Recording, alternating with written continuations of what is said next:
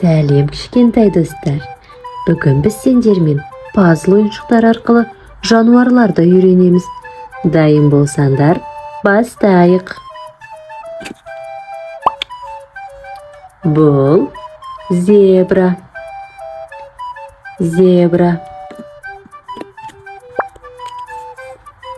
Ал бұл пел.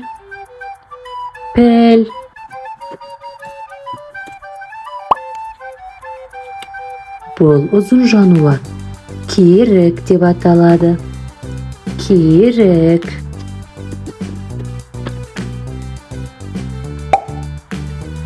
Ал бұл қолтырауын.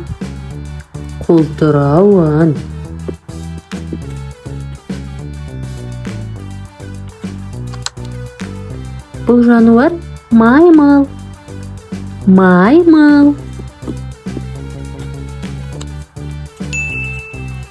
Ал бұл түлкі.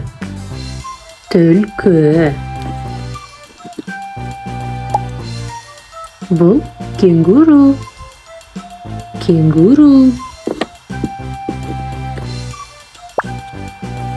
Бұл жолбарыс.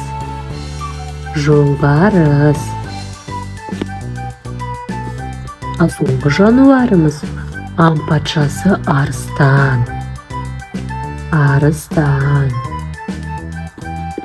Барлығын бірге қайталайық. Керік, түлкі, зебра, арыстан, кенгуру, маймыл,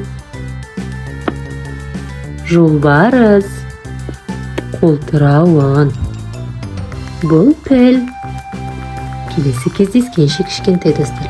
Арнаға жазылуды ұмытпаңдар.